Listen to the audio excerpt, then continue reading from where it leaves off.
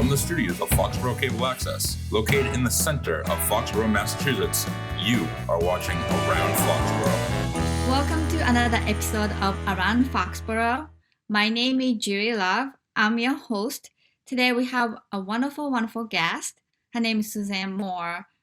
I have gotten to know her for the last year, and she has been really wonderful. So I would love to invite you, Suzanne Moore. Thank you so much for coming to our show. Oh, thank you so much for having me, Jury. I'm delighted to be with you today. Great. So Suzanne, can you please tell our audience who you are, what you do? Sure.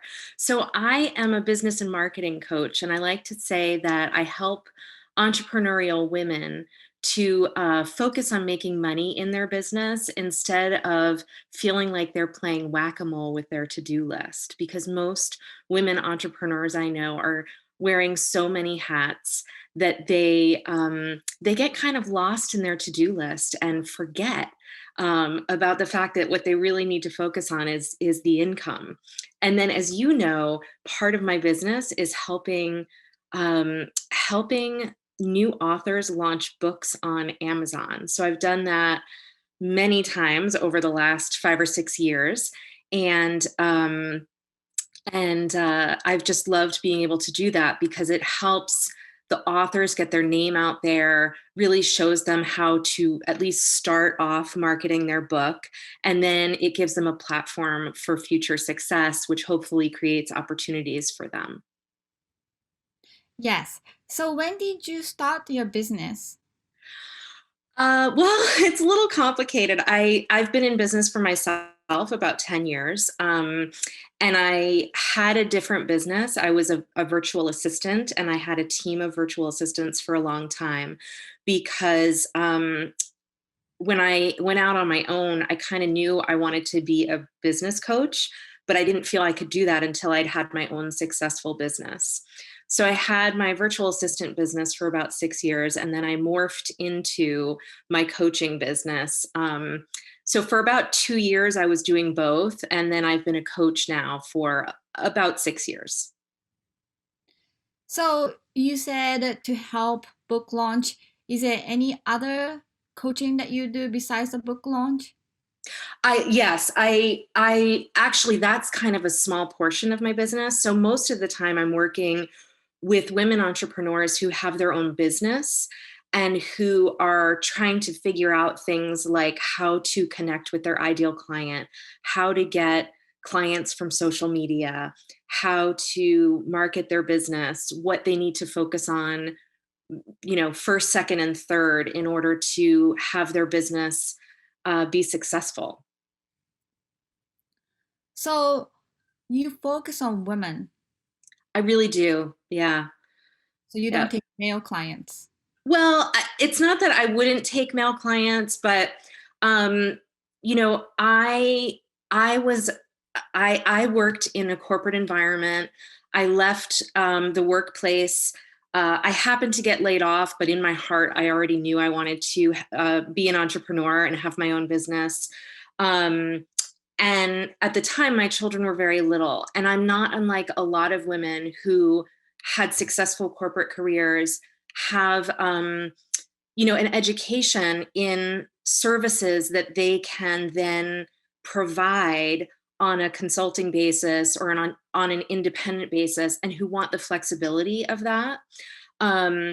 But then when they get out of the corporate environment and try to build that business, they realize that they don't actually know what building a business is all about.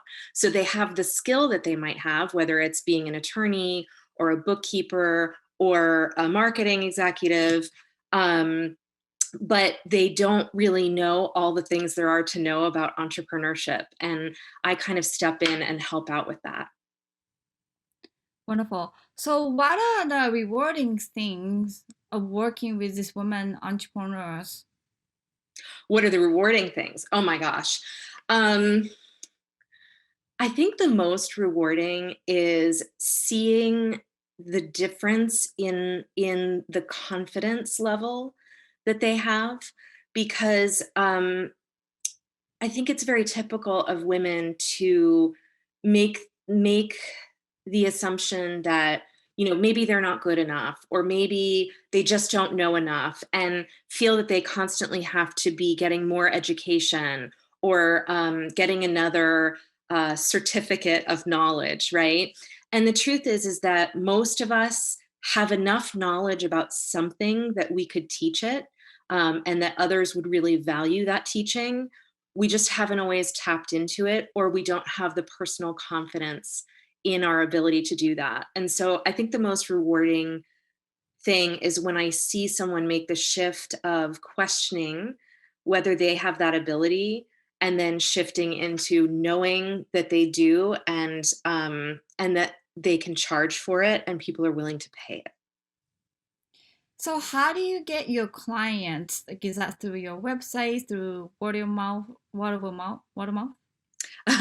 So, boy, I do a lot of networking. I work my business on social media.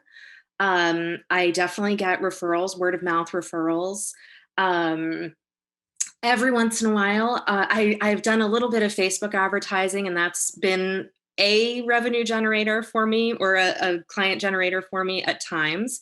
It's challenging. You need to have someone on your team who really understands Facebook ads.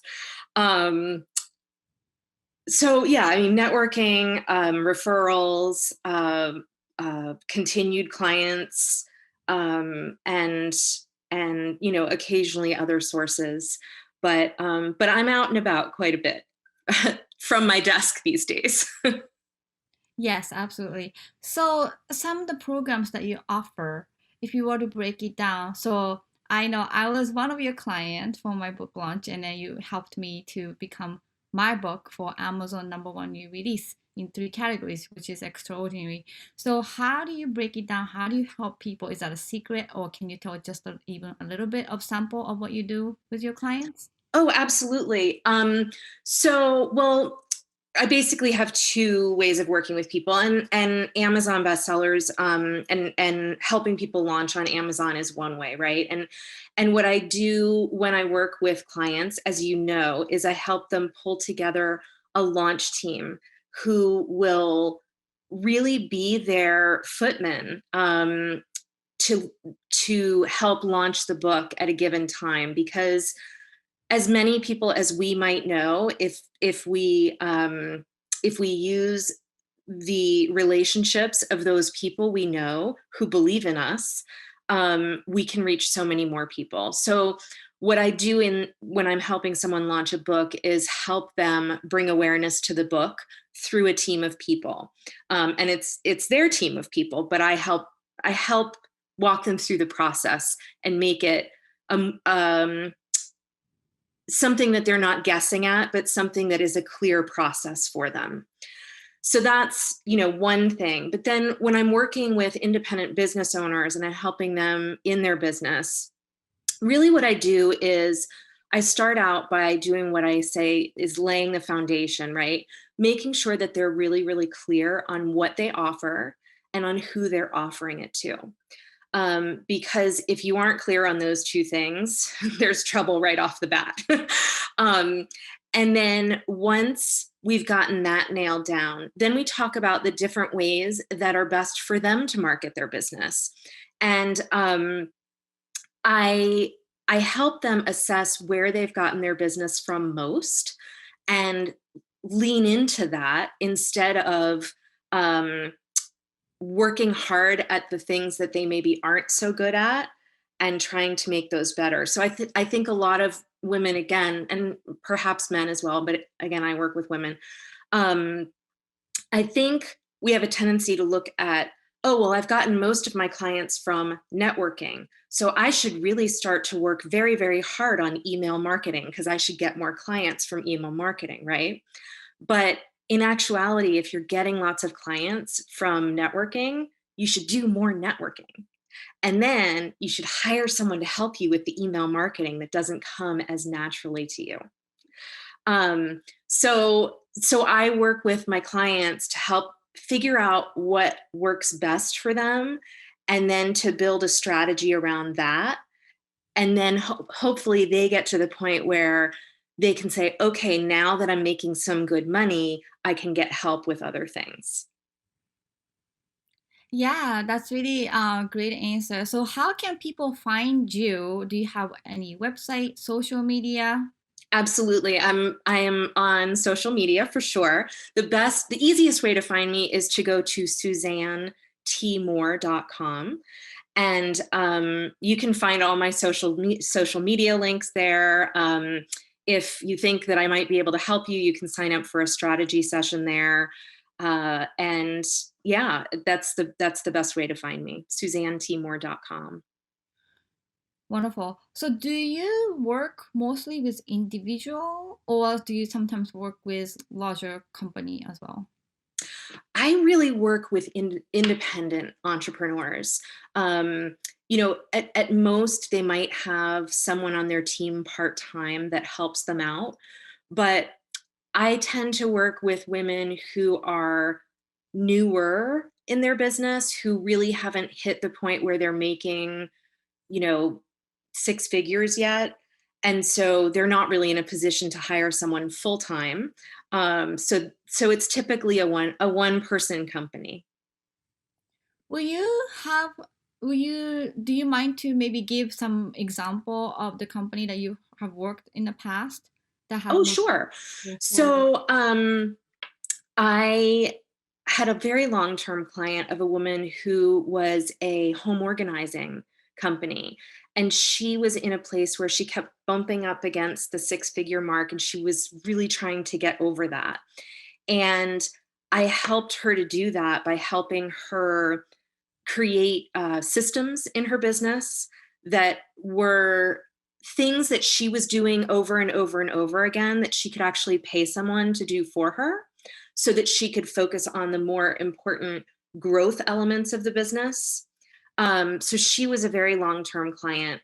Um, I have worked with life coaches who are, brand new to business and um, who haven't yet really even gotten clients yet, aren't clear on who their clients are, and need to identify that ideal client and how they're going to speak to them, how they're going to reach out to them, in a very loud world of, lots of communication, right? How they're going to zero in on them.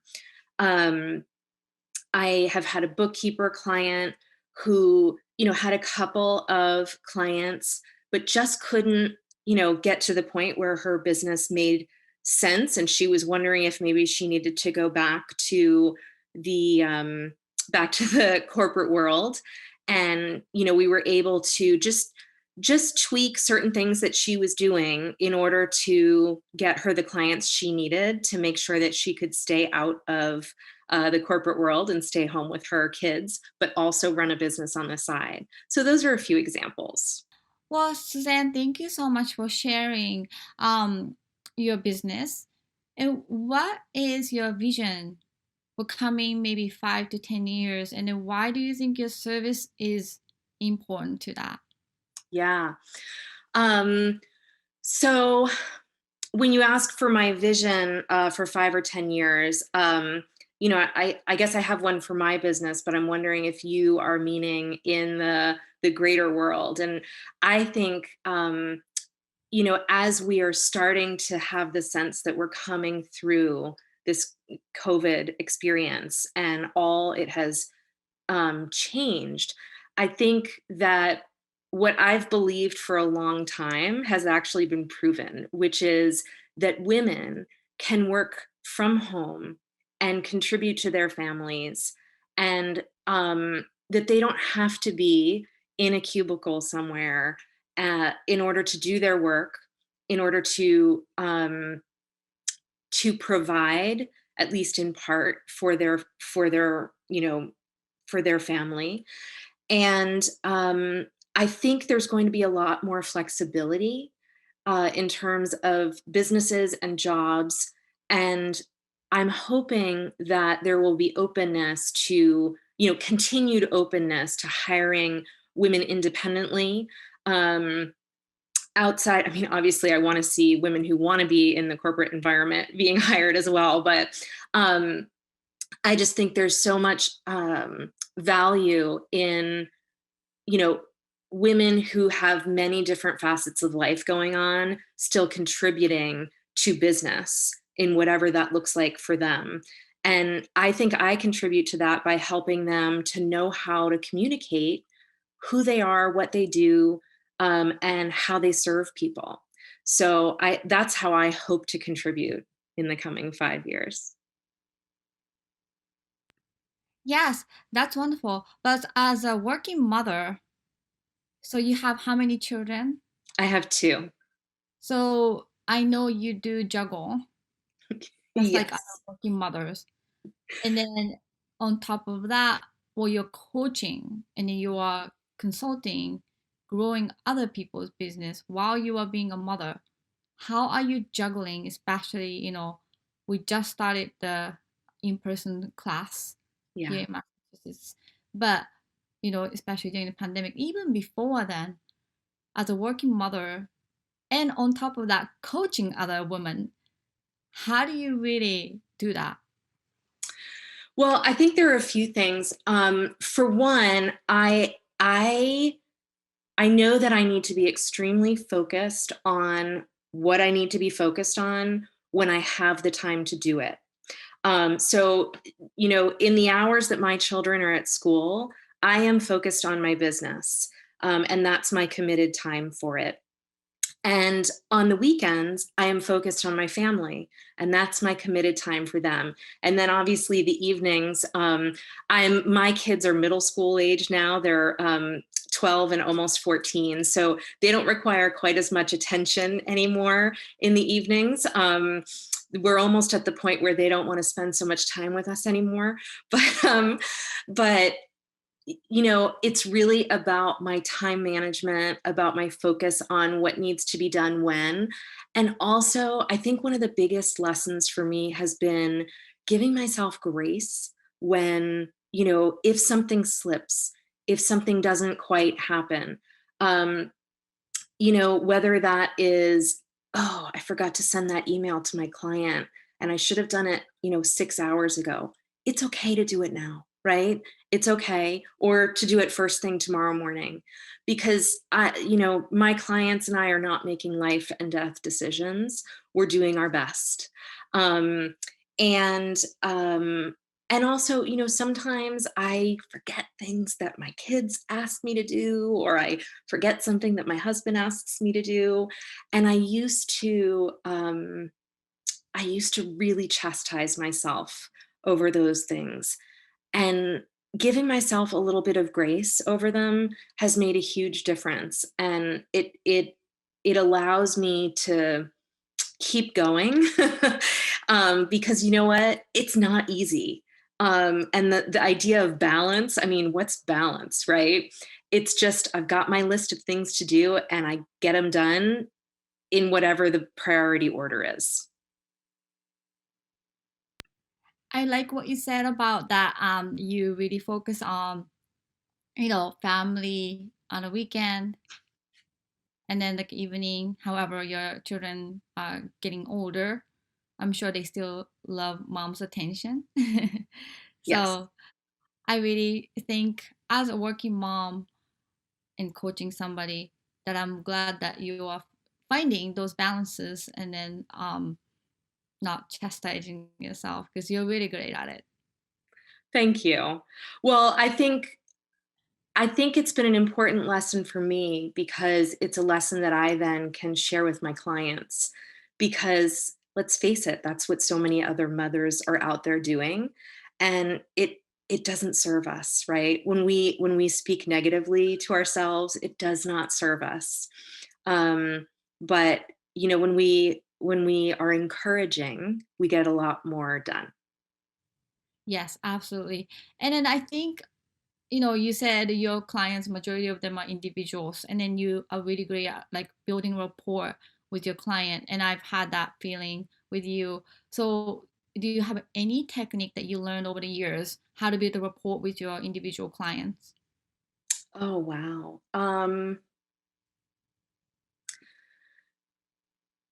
I think it goes back to what I've learned about myself. When I was younger, I was a lot harder on myself.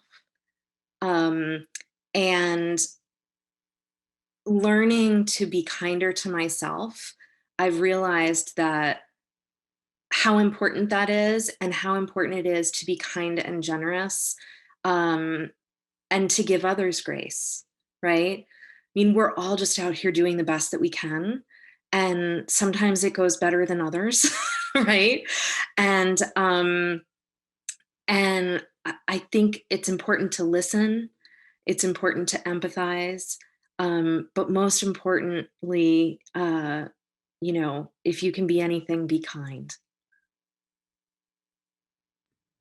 So be kind to your clients and then just to share what you went through and then be compassionate and then empathizing your client is helping you to build good rapport with them and then just trust.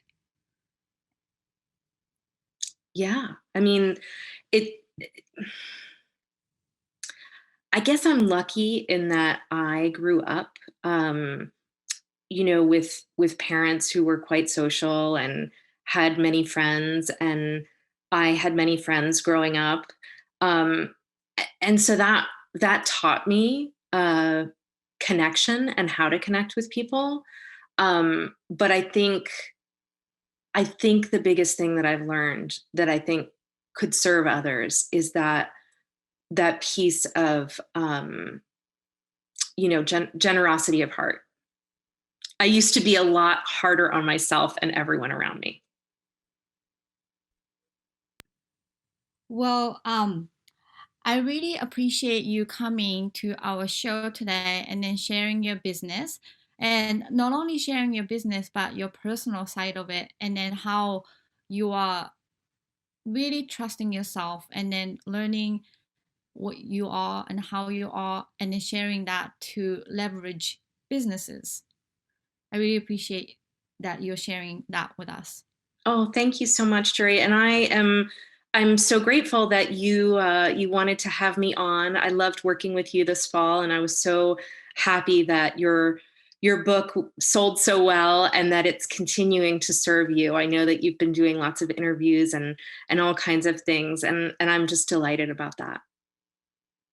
Yes, thank you. And what I can personally tell you is, as an author and somebody like yourself, helping the new author launch their book, was very tremendous because then, remember, I think at the beginning of our conversation, what does it do to have that status of you being Amazon new, number one bestseller or number one new release, and then it does help to really identify or pitch to be a speaker or be on a podcast, and then people, it's a credential. So you are definitely not just me, but other women out there who have a lot of opinion and decided to write their stories, and you are helping them get that status. Thank you. Yeah, and I'm honored to do it, and it's fun for me. I love seeing women take the leap of writing their own book and writing down their thoughts and feelings, and you know um, becoming thought leaders at what they know, and any ability that I can have to help them get their message out there, I love being a part of. Well, thank you very much, Suzanne, for coming to our show. Can you please give us your last word to our audience? Oh my goodness. Yeah, I thank you. And I guess what I would say is, if you are a woman out there and you have thought that you would like to have a business on your own, or to escape the corporate handcuffs, um, you are capable. You can do it. That's the message I'd want to leave with everyone. Well, thank you again for coming to our show. And thank you to our guests for watching Around Foxborough. My name is Julie Love. Our executive producer is Michael Weber and director Paul Beck. Our website is fcatv.org. You can click on video on demand and then watch our episode of Around Foxborough. Thank you again for watching. See you next time.